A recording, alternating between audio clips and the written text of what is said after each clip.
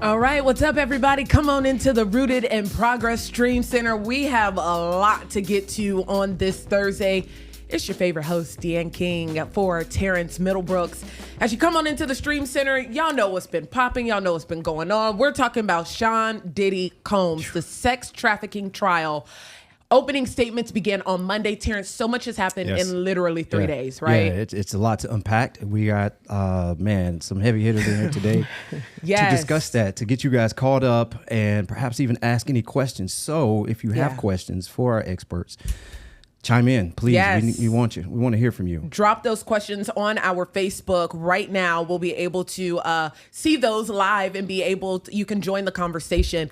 Let's bring in these heavy hitters on this Thursday. We have Meghann Cuniff, a legal affairs reporter. She has covered probably every major case you can think of. If y'all follow her on Twitter, on Instagram, she does a phenomenal job covering these cases. Meghann, thanks for joining us on the West Coast. You're up early. Thanks so much for having me. We are happy to have you. And then we have the OG. Y'all know her. Y'all love her. We have Michele Rayner, attorney here, also running for state senate. We're happy to have you back, friend. Happy to be here. And as we mentioned, y'all, we have so much to get to. Meghann, I really want to start with you because we've had 3 days. We've had opening statements. Mm-hmm. We've heard from 3 witnesses, right, from the prosecution. What are the major takeaways right now from the first 3 days of this trial? The major takeaway from me has been, wow, this is going to be a long trial. Just based on the contents of Cassie's testimony, what's going on, and the fact that this is a racketeering conspiracy trial, and it's going to take a long time to prove this conspiracy. And somebody, an attorney in Orange County, California, who I cover and is well known, once said that trials are organic living creatures. And the first time I saw that, I thought it was just completely ridiculous. It was like, what? No, trials are not living people.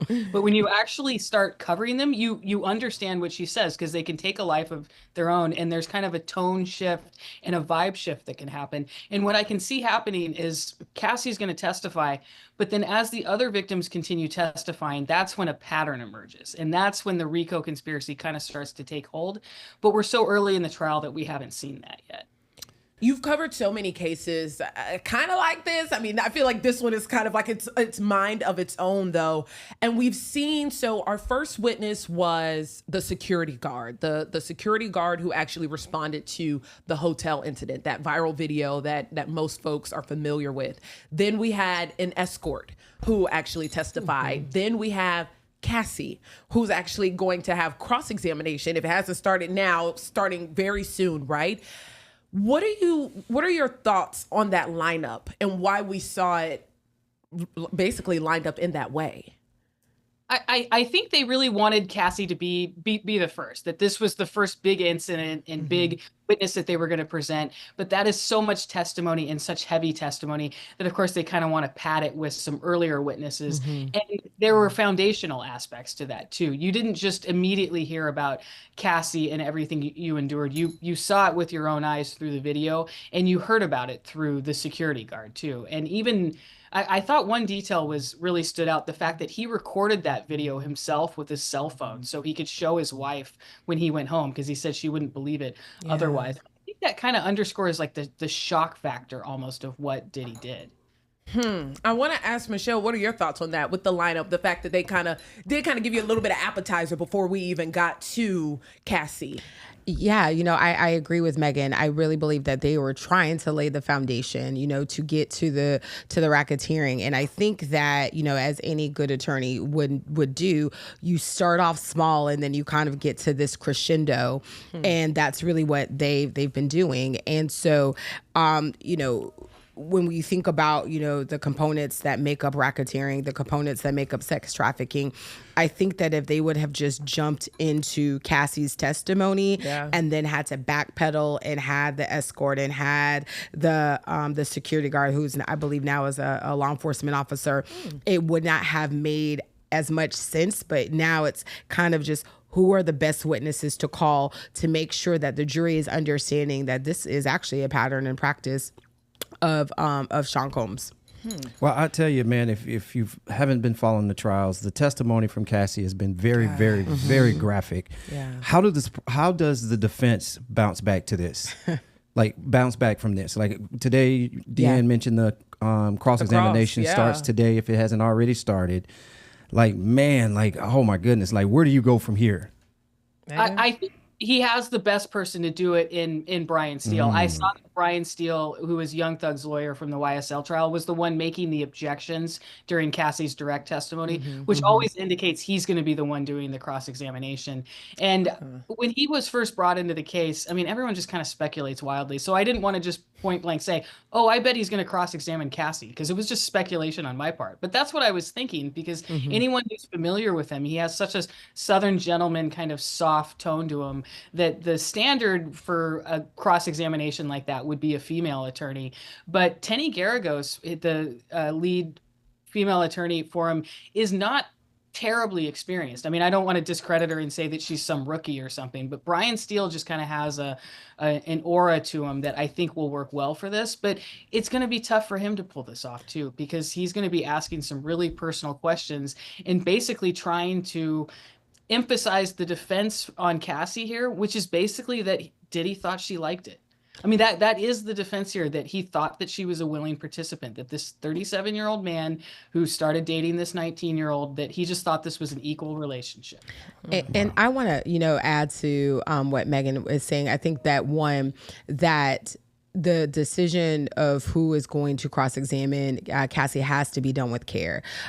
So I don't think that you're going to see Brian Steele come at her very aggressively. You're not going to see him, bear down on her.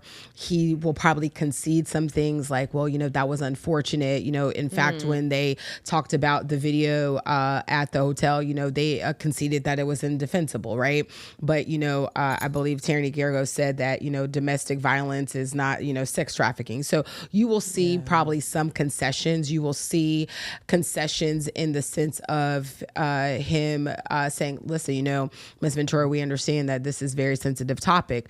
However, I think what the key point that the defense is really going to try to bring out is not only was this a consensual relationship that he thought that she liked it, but what she alleges does not rise to sex trafficking and racketeering. That is where you're going to see the defense really try to hone in on that.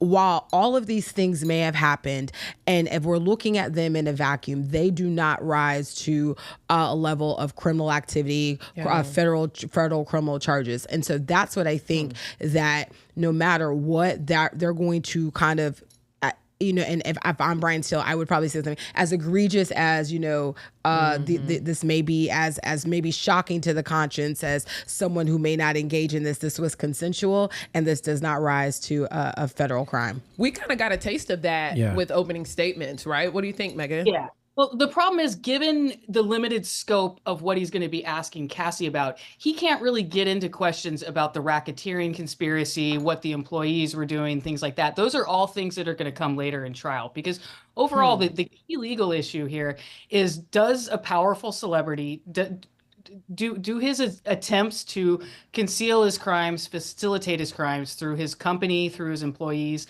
does that constitute organized crime?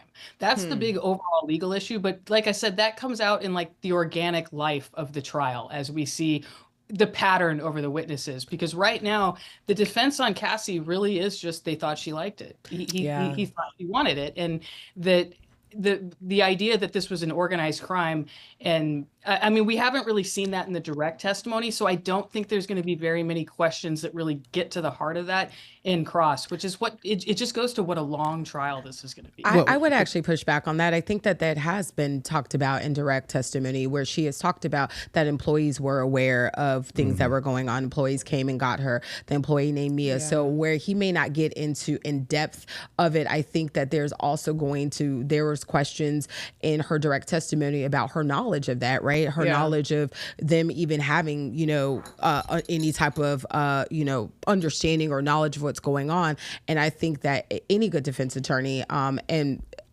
if I was Brian Steele, what I would do, I would still want to be able to pull that out of whether they did or did not have knowledge of it, that whatever took place between you and Mr. Combs does not rise to a crime. Well, we're talking about the sexual act here. What about the physical abuse? There's been testimonies that people have witnessed physical abuse. Of course, we saw the video of the hotel footage. How are you going to touch on that? I think that, what happened in opening statements, yes, it's egregious. Yes, this is not good. But this is not what he's being charged for. And and I don't know if I'm Brian Steele, how in depth I would get into that particular aspect. The physicality of it. I mean, so what do you think, Meghann? Like, what you've seen these trials and you've reported on these constantly. So like, where with this whole looming idea of this is domestic violence, what could happen?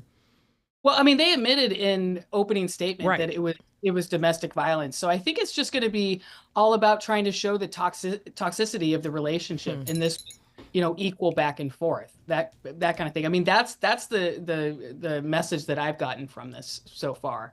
Do you know or have any insight on what we could be looking at as far as other witnesses? I think we have all these like questions and assumptions. Have you seen anything? Have you heard anything as it relates to who we could be seeing in this trial? They've said that Cassie, a friend of Cassie's who she talked to a lot while this was going on, she's going to testify, trying to corroborate some of this stuff. And then they've also got a former employee of Bad Boy Entertainment, I think Bad Boy Entertainment or Combs, who kept a diary of activities, his behavior toward her, his behavior toward other people. I've seen that. I think there's some experts who are going to testify. So, but the big thing is they have an uncharged acts witness. Prosecutors actually wanted to bring, I think it was 4 people to testify who aren't actually in the indictment as victims, because the 4 victims are all part of the racketeering and trafficking charges. But they wanted to have 4 people testify about uncharged sexual assaults, like they do in the Harvey Weinstein trial, the prior bad acts. The judge actually limited it to just 1. So it's been identified as victim 5. And some people have acted like this is kind of a surprise, but they've been talking about this for a long time. So it's pretty significant for Combs that they eliminated most of the prior bad acts witnesses. He wanted them all eliminated, but they are going to allow 1. So we're going to have the other victims and then the uncharged victim. I'm not sure what the deal is with victim 3. I saw that she backed out and they hadn't been able to get in contact with her, but I think overall it's better for prosecutors if they have a witness like that. I mean, it's much better for them to find out before trial that she's getting cold feet and doesn't want to testify than when she's up on the. Yeah. Well, also we want to I want to dive in a little bit of the detailed testimonies from Cassie. The fact that she was having sex with these people or these sex parties or freak offs is what they said 3 to 4 times a week, and that went on for over 10 years. People in our comments are saying, hey, it's consensual sex. Really? Is it? Also, they're stating that, she could have walked away. Let's kind of dive into that whole domestic abuse, domestic violence situation. It's not that easy. Right. Michele, you gave a great quote right before we started. You want to say that again? Yeah, it's interesting. People, say, she could have just walked away. I mean, there are people that have worked at their jobs for, 10 plus years and their manager gets an attitude with them and it says something rude. And guess what? They don't walk away. They go right back to work. And for Cassie, I think it has to be noted that this was, and I think Meghann said this earlier, this was a power imbalance relationship, right? So not only was she in a romantic relationship with him at 19 years old, let's think about where all of us were at 19 years old. Yeah. And then number 2, this was also dealing with her career, right? She testified that he held a lot of her career over her. And so not only are you in this relationship that, she said that she was in love, but you're also now in a relationship with a person that holds your ability to make money, holds your ability to have your career over your head, and literally is threatening you, saying, if you don't do A, B, C, D, E, F, G, I'm going to do, all, X, Y, and Z. So there are grown people who are in their 40s who would not know how to navigate that, but we're having an expectation of a young, and I'm going to say of a young girl, right. A 20-year-old, an 18, 20-year-old to be able to navigate that. And so I'm hard pressed to agree that this was a consensual relationship on any level. I think that it was from out the gate, it was a predatory relationship.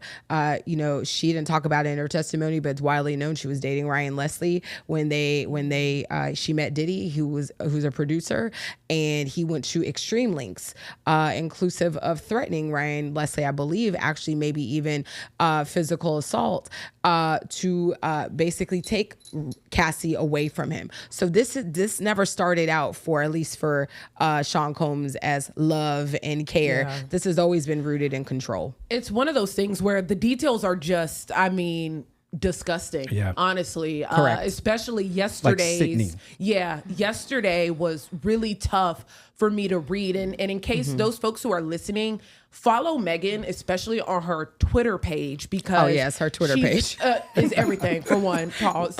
Period. But then Meghann is retweeting a journalist who is actually there in New York, who's giving out basically the transcript, and reading it is tough. And I want to kind of talk about the elephant in the room here, Meghann, is media and the fact that it's tough. We were just talking about this, actually getting media into the courtroom, and you have that whole conversation with the judge on whether or not they're going to release these videos, the evidence to the media. What are your thoughts on that? Well, it's not about releasing them to the media. It's about whether we have closed courts and secret evidence in this country. And the press was making the point that we have neither, and that if they're presenting important evidence in a criminal trial, it can't just be closed off to the public, that it's completely understandable that these videos would not be disseminated, posted on the internet or anything like that. But the idea that the government can try someone and try to put them in prison for life and just have secret evidence, that just doesn't bode with what goes on in our country. So they filed something saying that they don't want the courtroom closed for these videos, and that if the judge disagrees, they wanted 3 pool reporters dedicated on that. And it actually reminded me of a big case that I covered in Idaho back in 2008. It was a federal death penalty case involving a really horrific case, horrific murders, and then the kidnapping of children. And these were crimes against children that this guy was on trial for, and there were videos of it. And there were, of course, a huge debate about whether to close the courtroom for the videos and then also the testimony of the surviving child. And the judge ruled that the testimony would be closed for the courtroom would be closed for the testimony of the child, but not for the videos. And the videos were not given out as a public exhibit or anything like that. And I frankly get angry when I see people online saying that the press is perverts or something, because we want to have no concept of open courts and what journalists have fought for in this country and what case law is all about. It's not about disseminating these videos. It's about the fact that we don't have closed courts and secret evidence in this country. And if they showed those videos in the Joseph Duncan death penalty trial in open court, these freak off videos should be shown in open court. That's just my mic drop right there. I mean, there ain't nothing else to say. I mean, and I think Meghann is right. And of course, the defense does not want these videos out. They don't want the truth of it. I mean, if I was Diddy's defense attorney, I would be fighting tooth and nail to make sure that it was closed and make sure all of those things. But to Megann's point, we do not. You can go right down the street to Hillsborough County Courthouse right now and sit in any trial that you want to sit in, and media has the ability to go. That I've done high-level media cases as well, high-level criminal media cases, death penalty cases here, and even as much as it pains me as a defense attorney to have the media there, because I'm like, oh, this is awful, especially in pretrial status, because it could potentially taint the pool of my juror pool. This is America, and this is what our legal system is. So I definitely agree with her point. Meghann, I know you got to go. You're covering so many things right now. I just wanted to. We were saying that it's not Brian Steele. It's another attorney. It's Anna Estevio who's doing. It's a woman. Okay. So the woman is doing the cross. So that's what Meghann was talking about. Yeah, and how typically a woman would do this cross. So that's really interesting. Meghann, what are your final thoughts? What do you think happens from here? Like I said, it's going to be a long trial. We are just a couple of days into it. I did hear that they think they're going to wrap up by the 4th of July, but we've got a lot more victims to go. And I would just urge the public to try to show a little restraint and self-control. Like I said, it really pisses me off when I see people saying that, the journalists requesting access to those videos are perverts. When you look at some of the coverage people are putting out on this on Instagram, like reenacting what Diddy was doing or something. I mean, it's just disgusting. I mean, it's like, try to show a little bit of sense and like self-control about what we're doing here, guys. Wow. Very well said, Meghann, because they just as nasty while they trying to call other people out. So, I mean, I agree with you. This is about justice. This is about transparency. And this is also about, like you said, an open court. And so, I mean, we'll have to see what happens from here. Yes. Thank you guys for having me. Meghann, thank you for joining us. We're going to check back in with you, clearly, since we got a long time to go. So we're going to be checking in back on this case. So hopefully we'll see you soon. Meghann, I'll be following you on Twitter with bated breath. Please do. Thanks so much. All right, have a good one, Meghann. Michele, so what are your thoughts on the defense and their strategy today, especially through cross? They said that they're going to be probably doing cross-examination through Friday. So that means through tomorrow. What's the approach? Listen, I think that it is wise to have a woman. If it was going to be Brian Steele, I mean, he was going to have to be very, very, very, very gentle. Because remember, Cassie is pregnant, and she's very pregnant right now, right? That's true. And remember, one of the first things that Diddy's defense attorneys asked is that she would be seated in the witness box before the jurors came in, because they didn't want the visual to see of a pregnant woman walking. So number one, all of this is a part of kind of this, like, for lack of a better word, legal theater, right? All of this, everything matters. So you have this pregnant woman who is young, beautiful. It's a strategy, right? It's 100% a strategy. Yeah. And so depending upon, why they made the choice of whoever they decided to do the cross, they probably decided for a lot of reasons, depending on how she looks, depending on how she speaks, depending on how she's going to be able to engage with Cassie. Because remember, Cassie's not going to be a willing witness for the defense, right? She's going to be hostile, for lack of a better word, and not necessarily meaning in her tone and in her tenor, but the things that she may say, she may push back. I expect her to push back against the defense. And then also, I think, Dan, you made the point earlier, the testimony that we have heard from Cassie has been awful. Horrible. Has been, I literally horrific. Was reading it and I was like, whew, I had to kind of breathe through it. And it has been horrific. And I mean, again, for the purpose of journalism and sharing, for those who might not know, who are listening in, just some of the takeaways that have come out of Cassie was she alleged Diddy would pee on her. She alleged that he would actually, when she would basically kind of say, I want to go or I don't want to do this, he would threaten her with videos that he taped of their freak offs and saying that he would release those to her mom, to the public.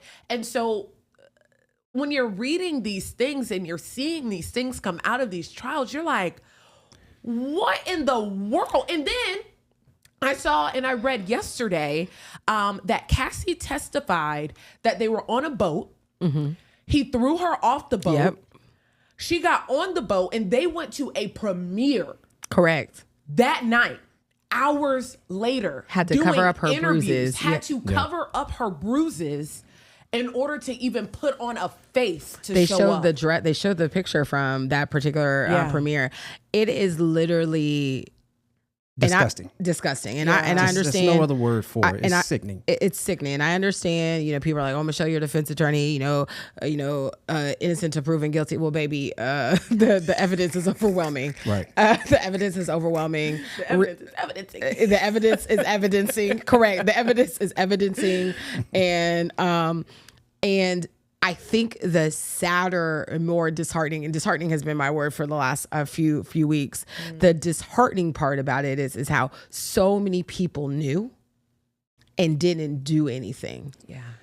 And either they didn't do anything because they chose not to do anything, or he coerced them to not to do anything. Of course. He threatened them. But so many people knew.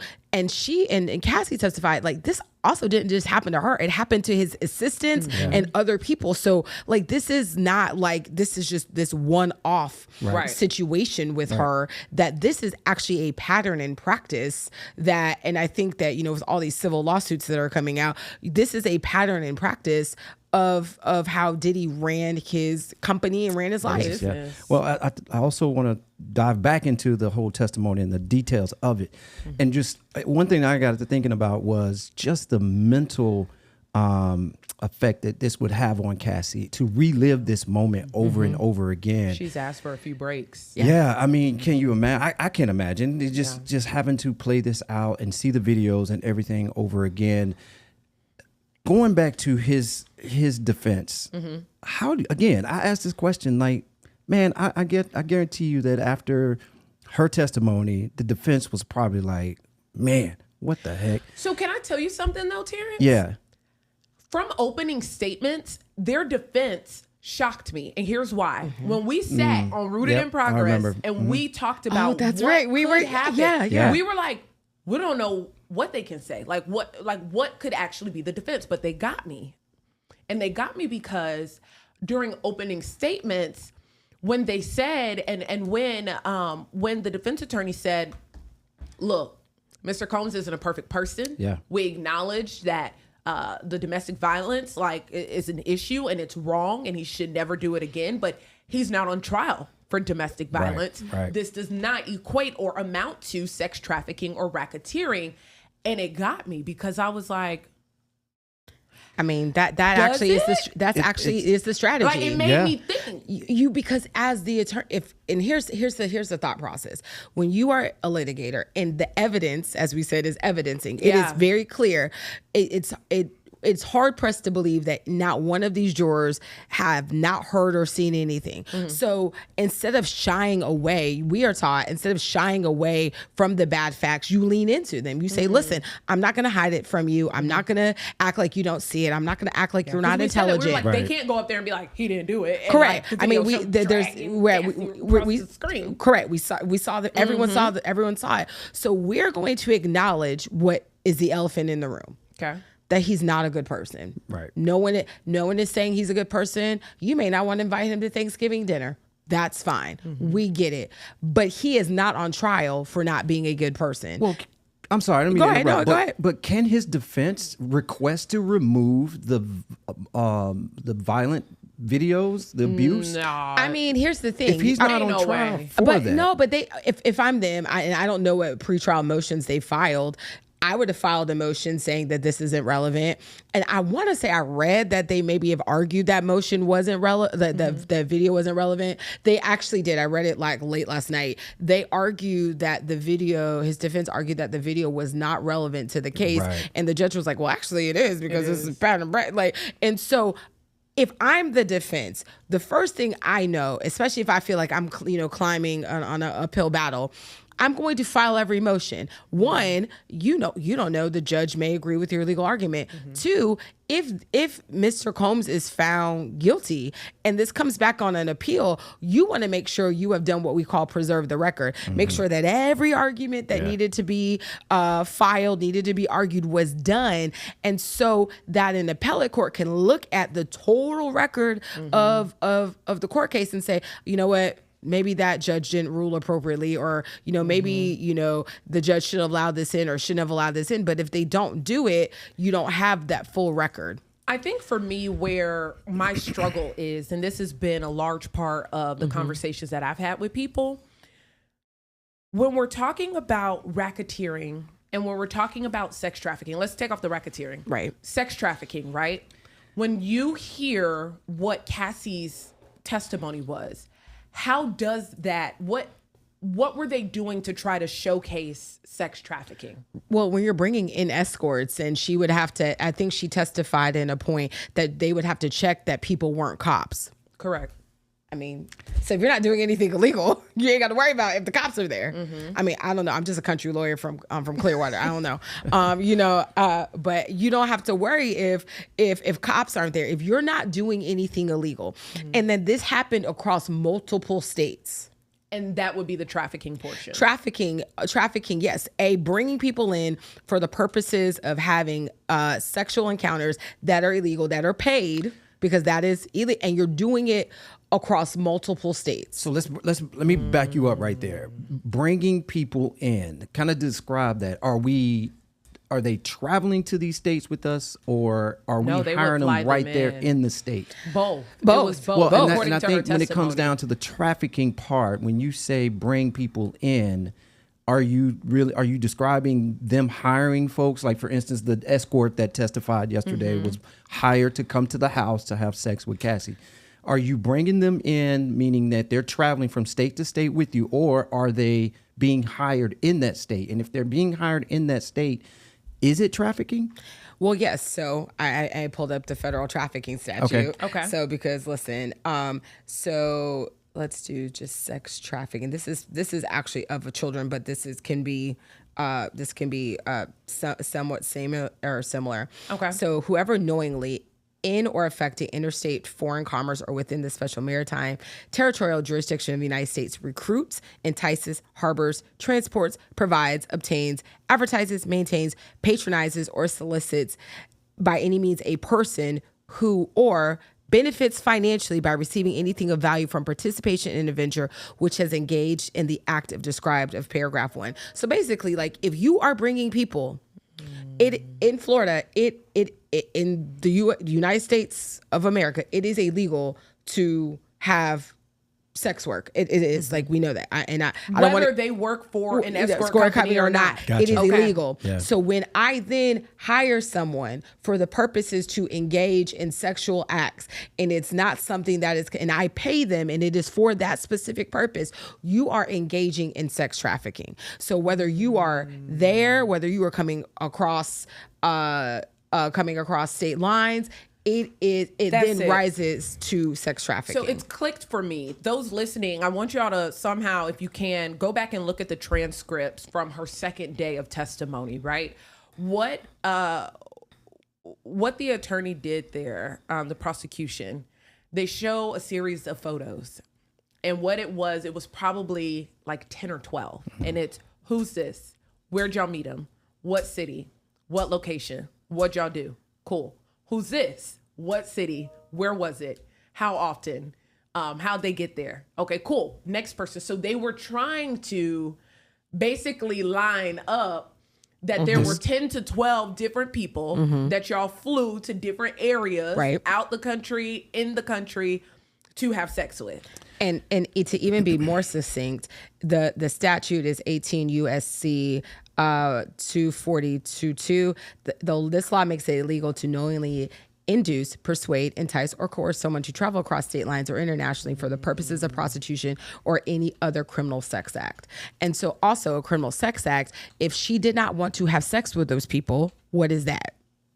Rape. Kidnapping, Correct. rape. Sexual assault. So once again, even if he did not, the purposes of prostitution, if he is coercing them or he's allowing them to come and he's paying them, and someone says, yes, I work for an escort service, so I'm willingly getting paid, but then you are willingly committing a crime. Wow. Because she has said and testified, I did not want to do this. I had sent him emails. I did not feel but I didn't have a choice. Okay. Wow. So here you've heard these wild and heinous and sad and disgusting revelations from Cassie's testimony. You're the defense attorney. Yeah. Getting ready to walk up to Cassie. What's your line of questioning? You know, first off, I am coming very humble, very, very demeanor, very soft. Very, Ms. Ventura, I know this is hard for you. I appreciate that it's hard for you, but I'm going to have to ask you some questions. And some of them are going to be sensitive in nature. I know that and I'm going to start very humbly, right? And then I think that we get into, her relationship. You entered in this relationship. You would get into the questions that I don't think, as a human, I don't want to hear. But as a defense attorney, we're going to talk about, why did you not leave? You say that you couldn't. Did you not? Was he with you 24 hours a day? Did you not have you had friends who knew this, your mother? You start to get into the part as a defense attorney. How did she really have the capacity to leave or say, and then get into the consensual nature of it? Because she testified, and you and all three of us sitting here understand that, many of our viewers understand it. She said, I didn't want to do it, but I did it because I loved him. Well, as a defense attorney, I'm going to say, well, you loved him, but you didn't have to do it. So you had a choice. Now, all of us know she had, baby girl had no choice. She had no choice. Yeah, I'm going to say that goes back to my question or not my question, but what others have said. Why didn't you just walk away? Right. I mean, this went on for 10 years. As a defense attorney. I mean, if I am Diddy's defense, and listen, I am a criminal defense attorney. I've represented folks, and that is my job. And I've represented folks who sometimes I'm like, oh my gosh, okay. But that's my job, right? Yeah. And so you have to ask those questions, because they would not be doing their job if they did not ask those questions. Yeah. Wow. Where do we go from here? Yeah. I feel like we could do another show tomorrow to talk about the cross-examinations from taking place today. We will definitely be following up on this for sure. But Michele, what are your thoughts on where we go from here? I mean, I do agree with Meghann. I think that this is going to be a very, very long trial. This is going to be a very difficult trial.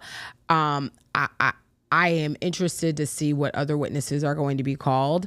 I know that there's been a lot of speculation. I was just looking at the comments on Rooted in Progress right now, and people are saying like folks like Mace knew, or folks like Mary J. Blige knew, or folks like, other people knew. And Mary J. people have been throwing her name out quite a bit. I mean, and these parties we know was attended by the best of the best, or the A-class celebrities. In my head, I feel like in Cassie's testimony, she would have shared some of that. They may have told her not to. Right.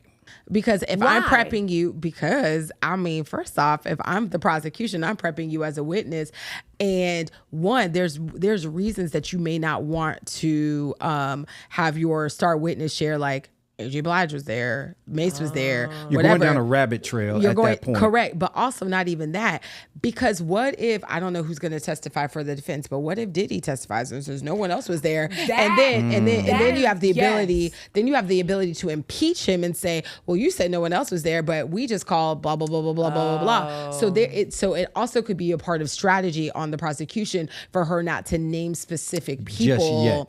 Just yet. Yeah. And remember, they will probably have the opportunity to recall her if necessary to rebut some of the things that the defense says. Right. Do you think that they're going to call Diddy? Y'all think so? I mean, what does he have to lose? If y'all are listening live right now, drop in the comments if y'all think Diddy this point, yes. I mean, what does he have to lose? I mean, and that's that. A lot. But here's the thing. I mean, it's not looking good in his favor. Here's the thing. At this moment, the defense is that's his decision to make. If I don't like when my clients talk, even if they're very smart, especially if they're guilty. I don't like when they talk. Let's not do this if they are guilty. Let's not talk. However, Sean Diddy Combs is he's a narcissist of the highest order. Mm-hmm. So he thinks he's going to out-talk and outsmart and out-charm and out-wit the jury. So I would not be surprised if Sean Diddy Combs got himself up on that stand and testified, because he is a narcissist, because he is someone that believes he is better, smarter, all of those things than anybody else in that room. We have a comment saying, yes, Diddy should testify. Here's the thing. I think you say, I think he does have something to lose by messing up, by contradicting something that somebody else may have said. And so I would like to see him testify, because I want to hear from him. So we just got a text real quick. Don't mean to cut you off. The cross-examination had just started. Okay. So we'll pay attention to that closely throughout the day. and see what happens there. I'm sure. And then think about the family aspect, right? Yeah. Her husband, that's been a thing. They've been removing him when certain conversations come up. Because he is going to be called as a witness, right? And so there's a rule of quote unquote witness sequestration. Basically, like, if I can't be in the room when another party is testifying to like whatever, because you don't want it to influence like my testimony. I think it was, kind of the judge to allow him to be there for part of it to support her. Yeah. But I think the 2018 issue was right during the time that they met. So he may have had some personal knowledge of it, and he may be testifying to the same. So yeah, I mean, we're in for a long trial. Well, not really knowing his background, but wasn't he a part of Diddy's team? Wasn't it like the personal trainer? He was a personal trainer that he hired for her. She went to a gym. Yeah. I don't think it was what? So I don't think it was necessarily like a part of the team, but he worked at a gym that he hired for her. And I think the text messages that he sent to her in like 2019 was like, "You're gonna pay me back for the money that I hired you." I'm like, this man is insane. And so that's what occurred. I don't know if he was like in the inner circle. I think he probably just worked. It sounds like he just worked at a gym. She hired him as a personal trainer. Yeah. So there was a history there before they actually got together. Wow. I'm trying to read. So that before the cross-examination, they were actually going back and forth on whether they could actually bring forth some evidence. That's been something that I realized yesterday as well. It seems like the defense is trying to present evidence that the prosecution has not seen yet. And the prosecution has been fighting back on that. And the judge was giving the prosecution time to give them that evidence. And I don't know if it actually happened. The defense last night dumped 400 exhibits on us. This cannot continue throughout the course of this trial. That came from AUSA, the prosecution. Wow. 400 exhibits. That's interesting. The night before cross-examination. That's interesting that they dumped that, and that's interesting that they didn't, provide that to the... How is that even possible? I mean, it can be. How it can be possible is that... You don't give the defense enough time to strategize. I mean, if Cassie said something, I'm trying to like do the legal roadmap. Cassie said something in her direct testimony, and maybe she said something in her direct testimony that they did not anticipate, and now because they have to cross-examine her, they're gonna have to be able to use these 400 exhibits. And that also, remember that they may not use every single one of them. They may not introduce every single one of them, but they may want to have them at their disposal. Yeah. Wow. Yeah. They said, Combs said, this is the main witness. She stands by herself that said, "We have been doing this all night until 3 a.m. We flagged exhibits for them." So that was right before they brought the jury in. Might I add, let's go back to the whole notion of them not allowing a lot of this to be public. The judicial documents are not going into the public docket. Which is insane. Those 400, all of these exhibits are not going into the public docket. So, and you're right. Oh my, you were right. The jury comes in. Combs' lawyer, Miss Ventura, you love Mr. Combs, correct? First question. This First question. For 11 years, you took care of him, Ventura, in some ways. The attorney, you called him larger than life. I did. This is. I mean, that's literally how. You if kept I'm coming her, back to him for 11 years. She came out the gate swinging. Out the gate swinging. I mean, and as awful as we know these questions are, if as a defense attorney, that is what you have to ask. That is what you have to get out. Her job is to discredit Miss Ventura. Her job is to make her testimony not as credible as it and powerful as it has come off on direct. Yeah. Do you think it's too early for the defense to fall into the panic mode? Oh, 100%. I mean, first we have a long way to go. We have a long way to go. Have we even really touched the racketeering portion of this? I haven't heard the racketeering portion of it. Yeah. That's what I thought. And the other part is that's that the organized crime portion of it. Correct. Okay. And the other part about it is that if I was going to panic, I'd have been panicking. Yeah. Well, I mean, I'd have been panicking, to be honest. First 3 days is definitely something that you got to bounce back. You got to come up with a game plan. I mean, even pre-trial. I mean, because you had an idea of how the government was gonna, put their case together. I'd have been panicking. I mean, listen, like Sean Combs is in a whole lot of trouble. Yeah. He may be under the jail. I said that. Okay, so, one last thing before we get out of here. What you got? What you want? Tell me what. How similar is this case to the R. Kelly case? Oh.